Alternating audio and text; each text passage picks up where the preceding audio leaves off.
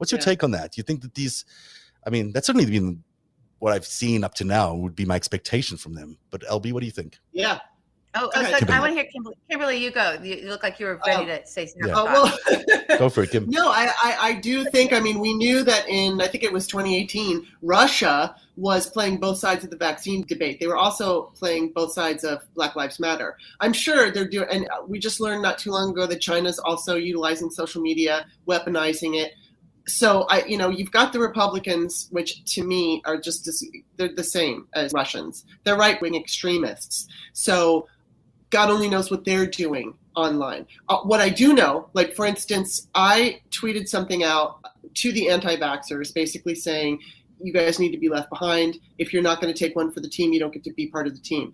And that tweet went viral. It went on Reddit. Oh my God. And it's got the last time I saw it, it had like 66,000 likes, and I got all this hate mail from it.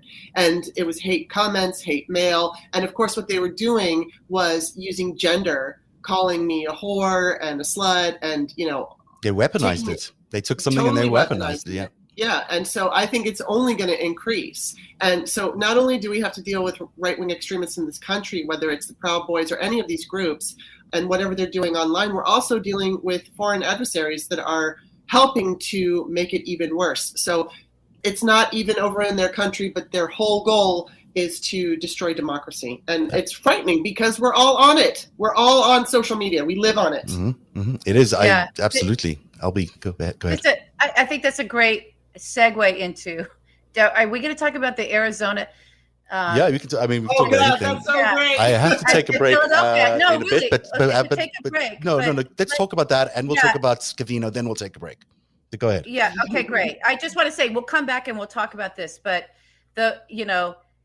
I think everybody needs to, and I think it was our buddy AG that was like, stop making fun of this Arizona audit. That was a good tweet. And I've been trying to raise the flag as well, and Dave Troy did as well. Like, this is a data harvesting in a way that is really infringing on our privacy, and no one's standing in the way of it. And we need to. This is a real problem. You don't want these. It's who is the information getting? This whole audit system is allowing one political party, state by state, which then they felt push up to the national party, that is also embedded with domestic terror right now, to have our names, our addresses, how we vote, if there's emails on there or anything else, or just your physical address. It's not hard to get to people's IP addresses. It's not hard to get to their Facebook profiles. It's not hard to get to the core of their data and start really fucking with people's minds, as well as terrorizing people if they are folks like us that have a real voice. And we already face a lot of terror. Kimberly's telling you about the kind of stuff that she gets. I get a tremendous amount. Zev, you get a tremendous amount. And we're still out here doing this, not because we're brave or anything, but because we kind of, I don't know, you get a little tough skin about it. You get a little thick skin about it. I don't know why, but you get a little thick skin, but it doesn't make it any less dangerous for us. And for that to then go and be spread across anybody who doesn't vote the way that this domestic terror party wants you to vote, and they can hunt you down. I don't like it. This is not. No.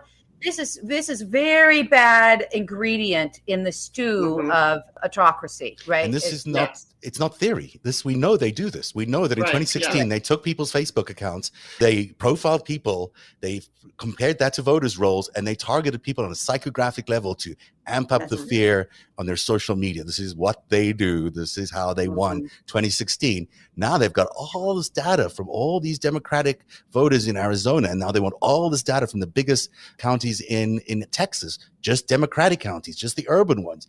What are they doing with that data? They're obviously going to use it to attack people with psychological warfare. It's a significant thing, and we can't let it slide. You're absolutely right, LB. And Kimberly, your points are exactly, they build so well on each other because you've got the social media battlefield. It's nothing other than a battlefield. We are at the front lines of a war, really, when you're on social media. And now you add on top of that the psychographic warfare and the psychographic information. That's a really terrible situation. Yeah, it really is. I want to say this one thing about it too, is that I know that for some people, when we bring this up and we touch on this area, if you're someone who still thinks fax machines are magic, right? That this all sounds like a magical conspiratorial talking. I'm here to tell you that this is the easiest fucking shit to do in the world. If you have data, and it's easy to scrape data, it's easy to put it into buckets in a database, in your own database, by all these different factors, these different, all the different preferences and likes. You can put all kinds of things in there. You can write lines of code for this. It's so fucking simple. This isn't magic. It's not magic, and it's not conspiracy. It's done by advertisers every fucking day. This is how they're able to drill down and get you. And you go on a search engine and you want to see, I'm looking for this, and all these things that fit your likes and profiles come up for you. And you love that because, I just shopped on Target and now this next thing is coming up. It is.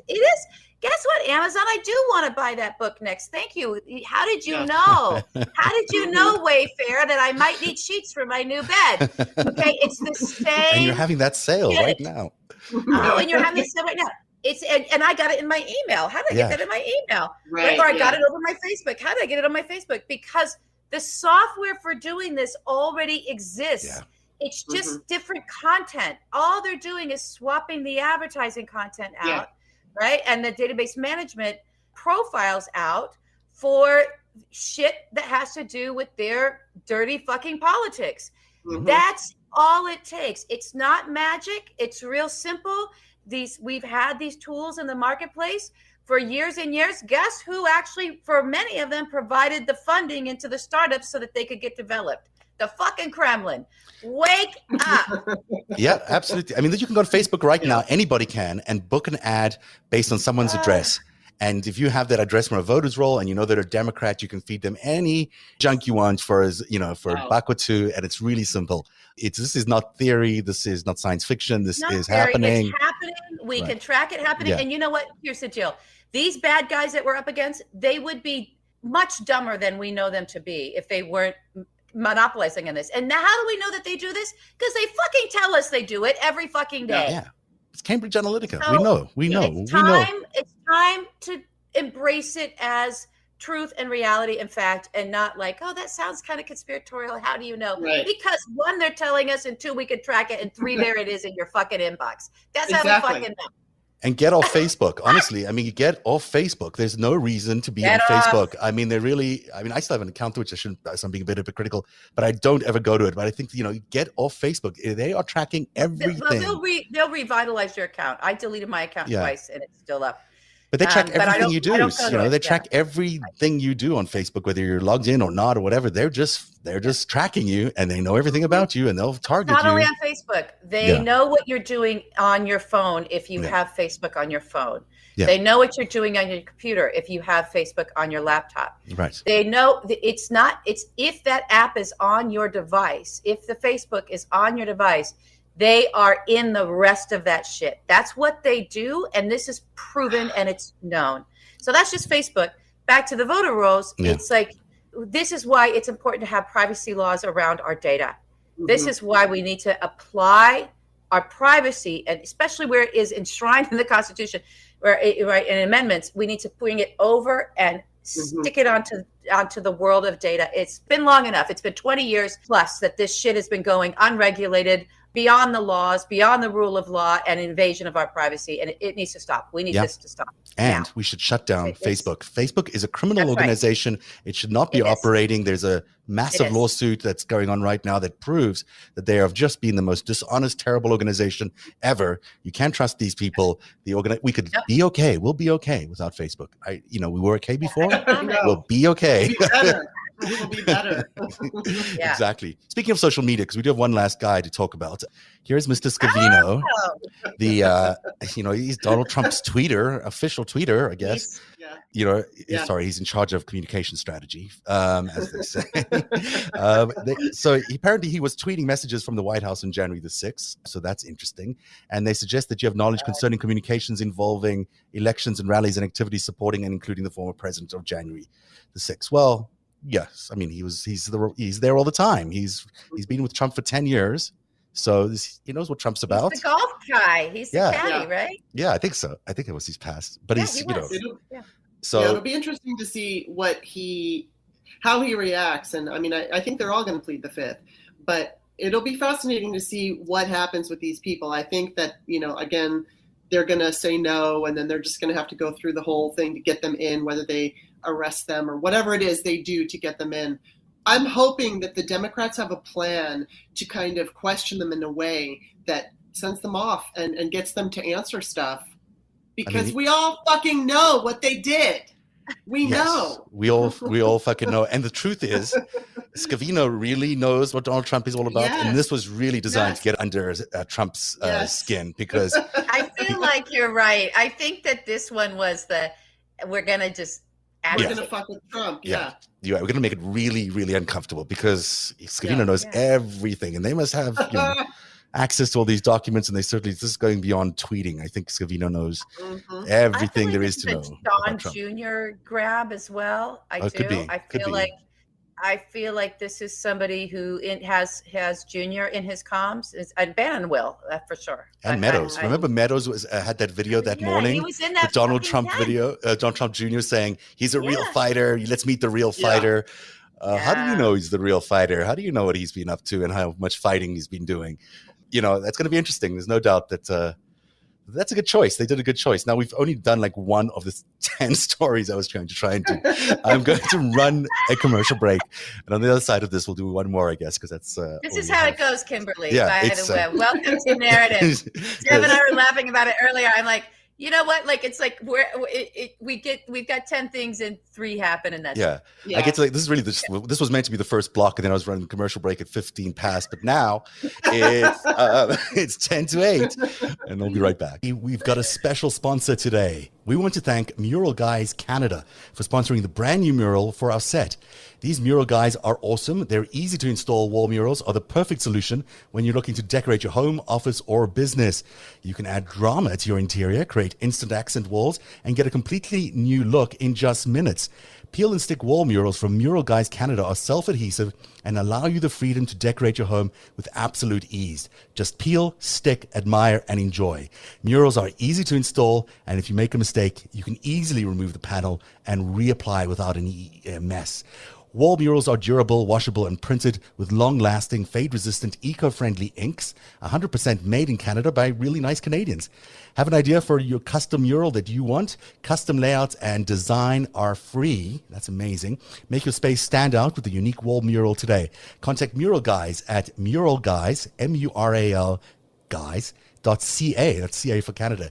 And if you use the promo code NARRATIVE, N-A-R-A-T-I-V, you'll get 10% off. That's muralguys.ca, promo code NARRATIVE for 10% off today. And we're back. And this is the mural. It's actually, let me see if I can get it up full screen for you. Because it took me a while. This was not that easy, but to be honest, but it looks very nice, doesn't it? It's very cool. It's world map-ish. Yeah. So it's very, it's a little grown up from my last attempt at a set. So I'm pleased to have it. And thank you, Mural Guys Canada, for that. We've been covering the Charles Bousman story, and I promoted this. I'm going to do this quickly, and then we can move on. But there's this what I believe to be a Russian disinformation agent who was operating out of Pennsylvania for 2 years, beginning in 2018. And then after the January the 6th insurrection, he disappeared.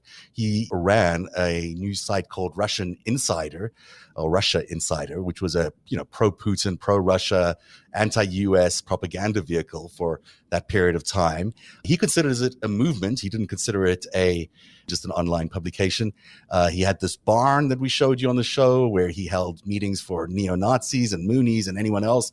And then 3 days before the insurrection, held meetings on the same day that other people were in town for talking about the insurrection. So he is a Russian disinformation agent, or a leader of a movement, as he describes himself, who's taking part in planning the insurrection. And now we know he was also at the Capitol, because we have actual video of him at the Capitol. So I'm going to play you some video that these open source researchers who have gone through every little bit of tape in the entire world. They're so good, but they went through every camera, every surveillance camera, every feed that you could find. And they have tracked everybody that's been arrested basically up until now by the FBI. And they were able to find Bousman. That was the challenge, and they found him. And I'm going to play you some tapes so we can take a look at who this guy is and what he was doing on January the 6th. And this is, the start of this video. I let it play a little bit because I want people to really see what was going on. The Capitol Police are running away. Chairs are being flung.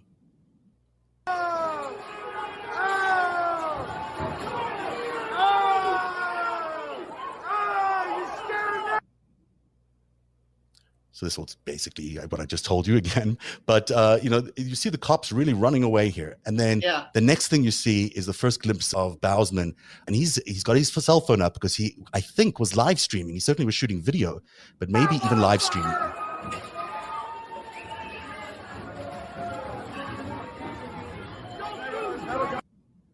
There he is. That's a good arrow.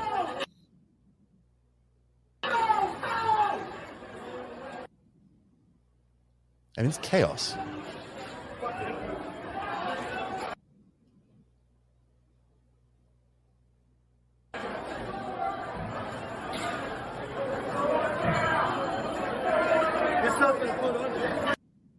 And that's the shot that they were able to identify him from. Yeah, it's really, really amazing that camera got that.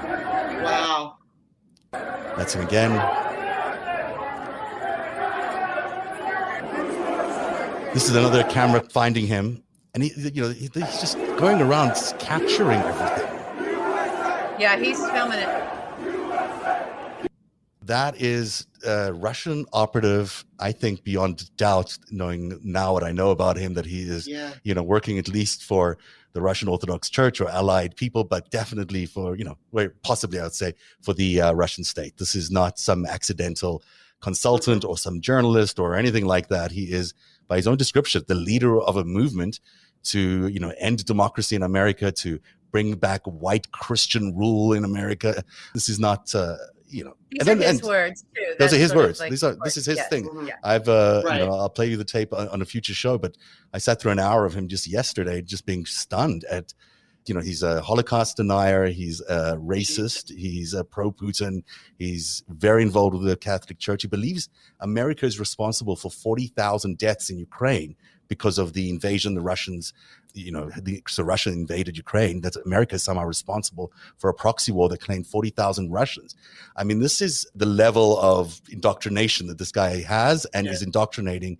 And he had this barn because, every online publication needs a barn, even though he represented himself as being in agriculture, so, because, I have a barn actually, and afterwards we can go and meet and arrange an insurrection or something. But, it's beyond comprehension a little bit about why he would have this barn. It's expensive, for one thing. I mean, he runs an online publication. He's from Russia. He suddenly has enough money to buy 3 properties in Pennsylvania, including a barn.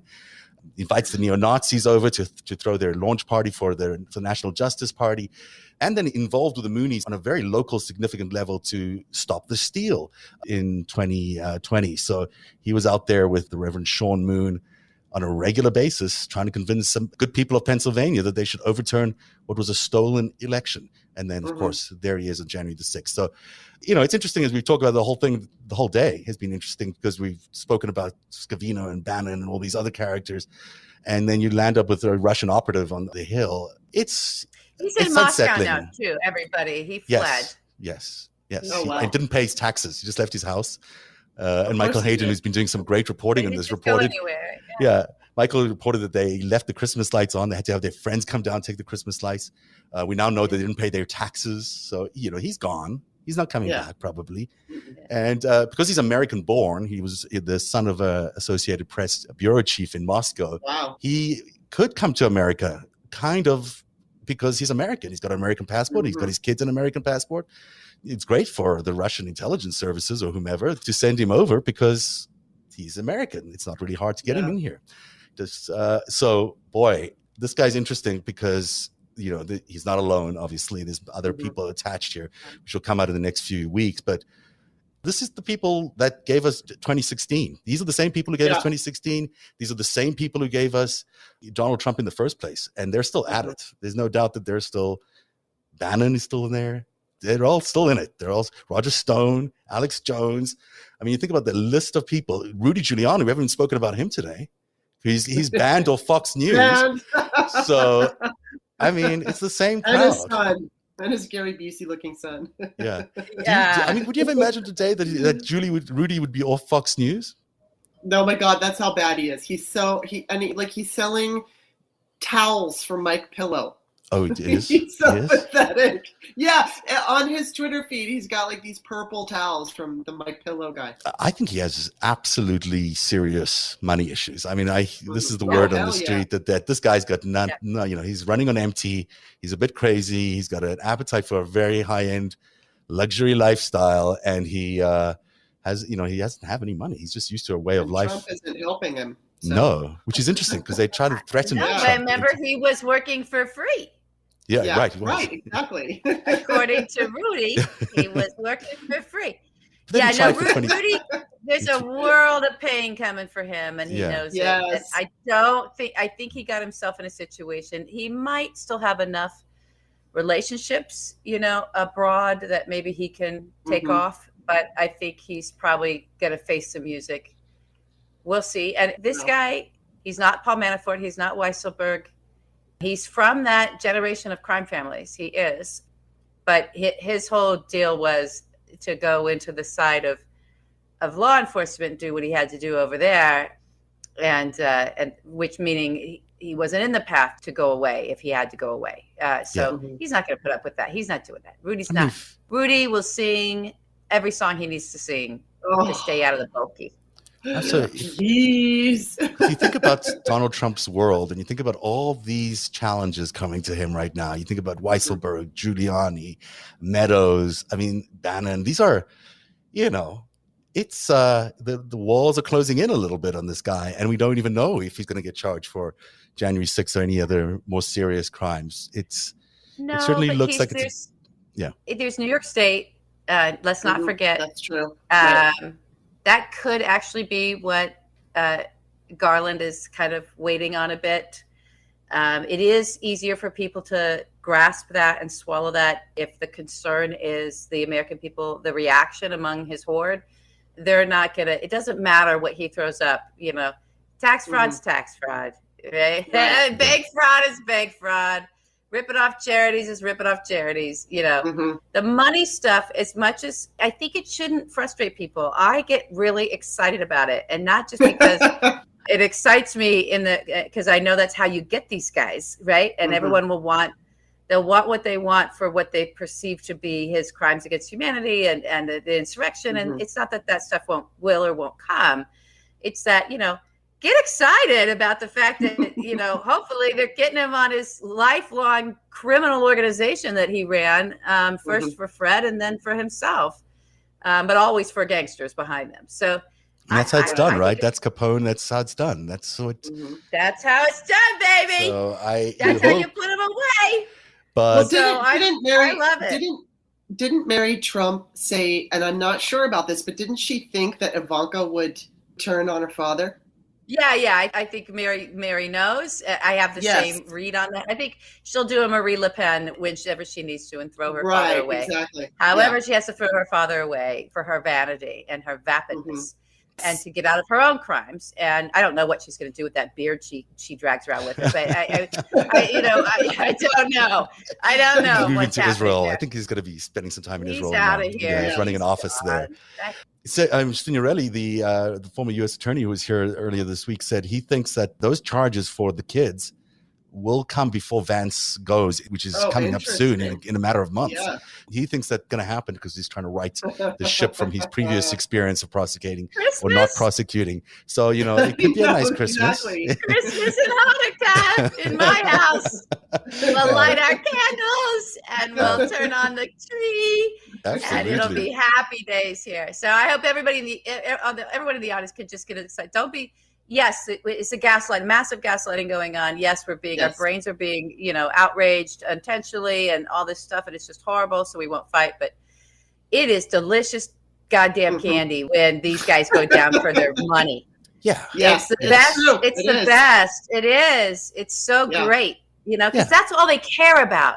That's the other part of it. Is all he cares. He doesn't care about this country. He doesn't care about. He doesn't give it. He doesn't. But he cares about his con. He doesn't want to be exposed, and underneath that they really care about their money. They really do. So if you can get them on that and get that away from them, and you're a fraud, you don't get to have this money and you don't get to be Mr. Pretend billionaire even anymore. That's a win. That's a win across the board. Absolutely. Right? And, I say gaslighting because I think people just need to see it as what's going on as gaslighting. Yeah. Because you can't fall for this stuff. You just can't fall for the polarization effort that they're going to try to do for everybody now. You just have to see it for what it is and ignore it. Just move on. They're going to try to do what they need to try and do, but we don't have to fall for it. You can just walk away or just not look at it. Kimberly, it's almost time to go. So I wanted to give you a chance to talk about anything you want to talk about. And then if you want to promote your podcast or your books, that would be great too. Oh, well, then, you know what? I'll just do that. We didn't get an opportunity to really talk about abortion, but since I have this platform right now, I did write a book called Peyton's Choice, and it's about a teenage girl, kind of very loosely based on my life. I'd never had an abortion, but she was 17. Peyton has an abortion, and I tried to tie in, I got the idea to do this book. I think it was in 2014, and I thought, what I wanted to do was show a realistic relationship with the teenager where she was dating this really good guy, but the good guy sometimes was a bit of a jerk. And he just didn't, he came from old school parents. And so how she handled him during the whole process of going through the abortion and everything, I wanted to make a book where young people could read it and kind of giving it away. But the story is that she doesn't really have any regrets. She has the abortion and she doesn't have regrets. And then I think it's really important, whether this book or anything having to do with reproductive issues, that women understand what's going on, and not just women, men, because what I see in Twitter comments is men will say, oh, abortion is so hard and it's the hardest choice a woman will ever have to make. And in some cases, that's absolutely true. But in many cases, it's not hard at all. And we don't want your sympathy. We don't want you to feel sorry for us. Just like when I get comments of hate and stuff like that, and men come on and they're like, I'm so sorry you have to deal with this. It's like, don't be sorry, but just be aware. This is what's happening. This is what comes from a patriarchy when a woman is vocal about whether it's abortion or masks or vaccines or anything. They are hit with slut and bitch and all the weaponizing the gender thing. So that's kind of why I wanted to write Peyton's Choice, just for women, for young women to feel like that they're empowered, because I'm afraid we're going to see Roe gone, even though it's basically gone now. That was just off the top of my head. So, and then on my podcast, I have lovely people like LB, and I just had to tell you that on 1/6, while that was happening, I was talking with Greg Oliar. Oh, wow. And we really didn't know. He's a good guest. I think, he's a great guest. My people loved it. While it was going on, I think we knew at the time that it was happening, but we had absolutely no idea how hardcore it was. But he was on the show. And so I just it's hard to tell on that day because we were live as well. And it just looked like a tour was happening in there. And it did not look like a tour. In the moment. No, really, for the camera shots. And then, no, it was clear they invaded, but also the only pictures we were getting were the Capitol Police moving the guardrails, if you remember that, and letting people in. And then they were walking through, and then they were walking out. And it's like, what the fuck is going on here? Yeah. So we didn't get to see the tunnels. I have to say, we weren't seeing that stuff. Yeah. I actually tweeted at 3:00 that afternoon, an hour after it started, that Donald Trump needed to be impeached. And I think I was probably the first person to do it that day, because that guy that was a reach. That was a sure big reach that day. But it wasn't clear entirely how deep and troubling the whole plot is. Even now, we're learning all these details. Weeks and weeks later, we knew about the planning. We knew about the planning. We knew the violent rhetoric, but they're always planning and plotting and doing violent rhetoric. Right. It was we didn't even get to the 6-point plan today, which we were going to do, the 6-point plan to overthrow the government. It's written for dummies. It looks like it's written for dummies. It's just here's Donald Trump. This is how you're meant to try and overthrow the government. It's for Mike Pence to try and steal the election while they're counting the votes. It's nonsense. I mean, it doesn't make any sense. But they had it written down, which is a bad idea, if you're going to do a coup, keep it secret. So the podcast is called Start Me Up, and the books are called Peyton's Choice and The Virgin Diaries. And your Patreon is... Find my it's patreon.com/startmeup. Okay, great. And they find your podcast everywhere. Is that right? Yeah. Wherever you find yours. Yes, everywhere. And LB, I'm not going to ask you the question again, so I won't ask you the question again, but one day soon we'll have not so immediately soon, but in the future, we'll have your next great series for The World Beneath. Anything else you want to say before my next you leave? Season. No. I want everybody to take care of themselves. Oh, Yeah, I had an equestrian moment on Twitter. I haven't done that before. If you guys want to check that out, I'm probably not going to tweet for the rest of the night because I have to get back to work. But, I had a reaction, a very specific reaction to the specific word of Border Patrol using the word safety for the safety. And so if you read that tweet, know that I'm reacting to that literal horseshit, that it somehow was safe for the horse and the rider and the people around to make those moves. That those are, let me tell you, that's not about safety. It's fine. Have it be whatever it's about. Say what it's about. Don't play the safety card. Yeah. No. It's not safe for any of us to even look at those pictures, never mind the people involved and the horses. And I have no doubt, as horrible as the pictures are, I think that there's a lot of, and as horrible as the situation is, there's a lot more information that needs to come out before anyone truly judges that. But I don't need any more information about what position they put those horses in. And it's not that I'm standing up for animals over human beings. It's not that at all. It's that don't play the safety card. Those men didn't even have helmets on. I don't want to hear about safety. This is toxic cowboy culture.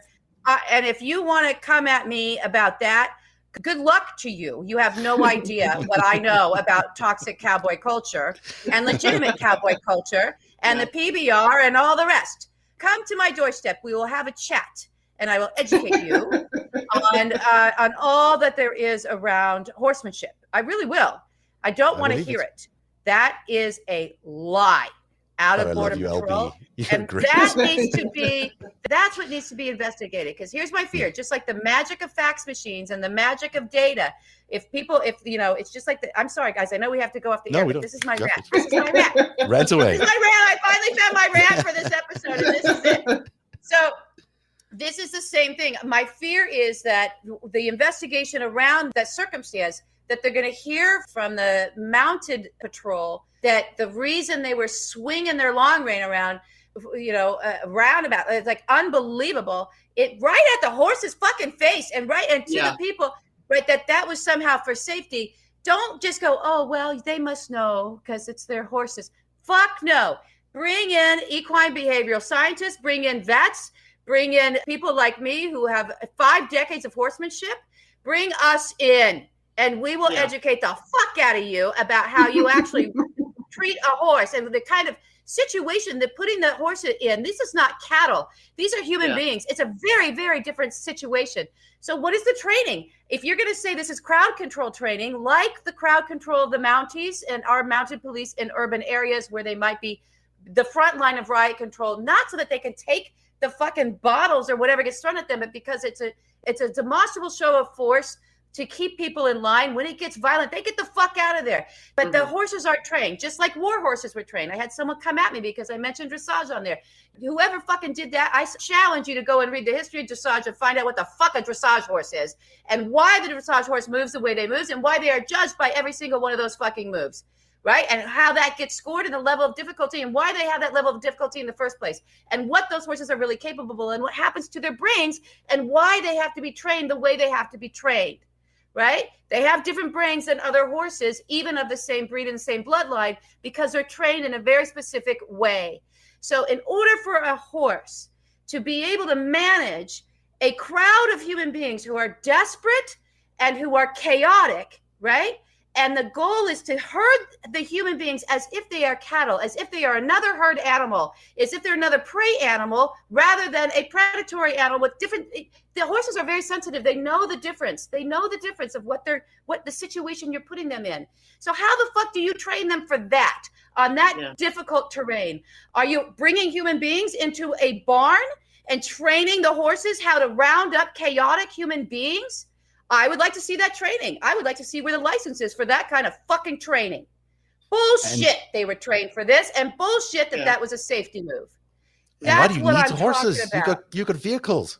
Use your vehicles. Even if you don't, even if you can't bring the vehicles into that terrain, you don't do that with a long rein on a horse to herd human beings. You do not do that move. That is the least safe thing that you can do. That is the most dangerous move you can do. That horse will go into fight or flight mode unless it's been specifically trained in that. Yeah. And I want to see the situation. The horses as well. You're terrorizing the horses. This is not cutting. I saw people saying this is cutting. Don't come at me for cutting. I'm not an expert in cutting, but I can point to the biggest motherfucking cutting barn and the fucking stock contractors that supply it at the highest level of that sport. Do not come at me with this. I'm not that people are, but they were on Twitter. So this is what horse Twitter needs to rise up. It does. It needs to come up and come to the fucking conversation and get in the discourse and talk about how fucked up that situation is from the perspective of care for the horse and safety for everybody, safety for the rider. My God. And then we can get into all the other stuff. I am this way about this because this was the excuse that the Border Patrol put out on Twitter and then continued to be reinforced. And people were reinforcing it, having no idea what the fuck they were talking about. Let me just say that whole border situation and the border police have been doing things in the Biden administration which are sort of insensible. It doesn't feel authentic, and it feels like it's designed to optically look terrible for this administration and to trap them in situations. And there's a affinity between Trump and that border police that has been, well documented. These things, we don't know for sure what happened to cause that event. But there are a lot of questions still to be answered about how those immigrants got there. But what you're saying about the horses, I mean, to use horses in this way and to use it what feels like they have to be trained in this way. It's just absolutely true. So listen, just to round that out so people know. Dressage horses know their moves because they were war horses and they were trained in those moves. Why did they have to be trained in that moves? And why is that such a very specific discipline? And why are the brains of these horses very different because of the training? Because it's going against their nature to move like that. Show jumpers, huntsy equitation, steeplechasing, even horse racing, as abusive as that sport is, those are sports that are within the natural prey instinct of the animal, right? Dressage is not. Dressage is not, specifically because for a horse to go into a battlefield and not run away and fight and flight, where they're facing down predators, human beings, right, who don't, they know what we are. It's the fact that they let us on their back in the first place is a fucking miracle every time, right? So that's why those moves are the way they move, and that training is the way it is because it was born out of a use of a horse in a situation where they would normally run, right? Because they have that instinct, right? Because they're prey animals, they're herd animals, and they're the oldest mammals that we have. They're the most ancient. This is ancient DNA that through the training, you have to get their brains into a different place so that they can actually do this. I had no idea about any of that, but that's amazing, LB. Thank you for sharing. That's really interesting. It's the same thing with if you're going to put a horse in a crowd control situation, same kind of very careful training. You don't put a green horse in there. You don't just grab a rodeo horse and shove a rodeo horse just because you wear a cowboy hat and you're going to go around some difficult terrain and think that horse is going to be able to manage that situation of herding human beings like cattle. And so if they are trained in that, I want to see the training facility. Yeah, I doubt they're trained for that. If they are, it's be horrific. But how could they be trained for that? And anyone who's been around horses knows how sensitive and spiritual and soulful they are. And it's putting them in that situation is just human. It's just cruelty. It's just cruelty. If you're swinging a fucking long rein around, it's really dangerous. Don't say it's for safety. Yeah, it's not. Yeah. It's not a whip. They're right in that. It's not a whip. It's a long rein. Technically, it's not a whip. But it's not safe for the horses. It's not safe for the people, and you look terrible. The optics are just awful. Yeah. So there's no win out of using these horses in that situation. You're just demeaning people and torturing horses and making yourself look bad. So good for you for ranting on that. Thank you. You did a good job. Well done. I hope I explained that well enough. You made it pretty clear. I have no doubt in my mind. So thank you very much, LB. Thank you, Kimberly Johnson, for being here on the After Show this Friday on Narrative. I hope you enjoyed the show, everybody, and have a great weekend. We'll be back on Tuesday with another Narrative, and we'll look forward to being with you then. Have a good weekend, everybody. Bye. Thanks, Bye, Kimberly. Bye.